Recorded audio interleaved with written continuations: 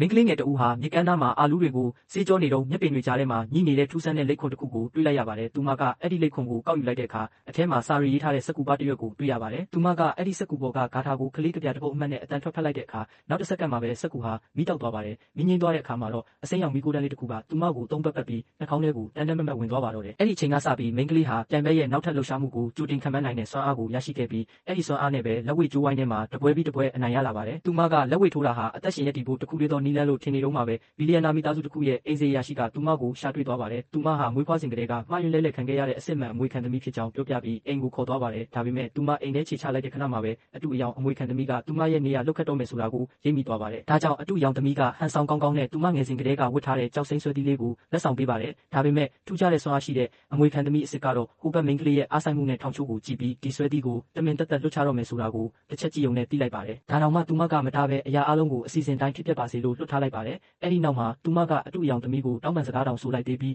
ဒီဆွဲသီးကိုပြင်ဖို့အကောင်းဆုံးပညာရှင်တွေကိုရှာပေးမယ်လို့ပြောပါတယ်။အတူအယောင်သမီးကသူမကိုအပိုင်ကင်ထားနိုင်ပြီလို့ထင်နေတော့မှပဲအမွေခံသမီးအစ်စ်ကစတင်လှုပ်ရှားပါတော့တယ်။ဟင်ဘာလို့အပိုင်းစတစ်ခုလိုနေတာလဲတနေရာမှာကြံခဲ့တာထင်တယ်။နောက်မှအစီခံတွေကိုရှာခိုင်းလိုက်မယ်လေ။ရပါတယ်အဖေမြန်မြန်ရှာတွေ့လေပိုကောင်းလေပေါ့ကျမစိတ်ထဲတစ်မျိုးကြီးဖြစ်နေလို့ပါ။ကျိုးသွားတဲ့နေရာကလက်လက်ဆက်ဆက်ပဲကြားတဲ့ထောင်ရဆိုရင်ဒါကတက်တက်ကြတာပျောက်နေတဲ့အပိုင်းစကညီမလေးပေးမှာပဲရှိရမှာအဖေအဲ့ဒီမှာဘာလို့မရှိတာလဲ။ဒီကင်မရာတောင်းကဆိုရင်မြင်ရမှာပဲဗီဒီယိုကိုစစ်ကြည့်လို့ရမလား။ဦးလေးရန်လုံခြုံရေးဗီဒီယိုကိုဖွင့်လိုက်ပါ။ဟင်းမလုပ်ပါနဲ့အဲ့ဒီလောက်ထိလုပ်ဖို့မလိုပါဘူး။အဖေတကယ်ပါပဲရပါတယ်အပိုင်းစလေးတစ်ခုလည်းပဲဟာဒီလောက်အရေးကြီးတဲ့အရာကိုရှာမှဖြစ်မှာပေါ့လို့ပြောပြီးသူမကလှမ်းကြည့်လိုက်ပါတယ်။သမီးတမင်လုပ်တာမဟုတ်ပါဘူး။တောင်းပန်ပါတယ်အဖေနဲ့အမေအမပြန်ရောက်လာတော့အဖေတို့သမီးကိုမချစ်တော့မှကြောက်လို့ပါတောင်းပန်ပါတယ်အမသမီးမှားသွားပါပြီ။လန်ဝမ်းအိမ်ပြန်ရောက်လာရင်တောင်ဒီမိသားစုကနင့်ကိုဘယ်တော့မှမကောင်းဆက်ဆံဘူးလို့လေ။နင်ကရွမ်ပြန်မိသားစုရဲ့ဒုတိယသမီးတော်အဖြစ်ရှိနေအောင်မှာပဲဒီလိုအိမ်တွင်းရေးရံပွဲတွေအပြင်ပေါက်ကြားသွားရင်ငါတို့အဆက်ခွဲเสียဖြစ်ကုန်လိမ့်မယ်။လန်ဒီလက်ကောက်ကရွမ်မိသားစုမှာမျိုးဆက်နဲ့ချီရှိလာခဲ့တာဒီနေ့ဖြစ်သွားတဲ့ကိစ္စအတွက်အစားပေးတဲ့အနေနဲ့ယူထားလိုက်ပါ။ကျေးဇူးပါအမေပြီးတော့မင်းကမျက်နှာလိုက်တယ်လို့ပြောသေးတယ်ရွမ်မိသားစုရဲ့တခုလေးသောအမွေနှစ်လက်ကောက်ကိုသူမကိုပေးလိုက်ပြီလေ။ရပါတယ်အဖေပြောတာမှန်ပါတယ်မိသားစုဆိုတာတင်းရောက်ပတ်စွာနေရမှာမှားရင်အပြစ်ပေးခံရမှာပဲ။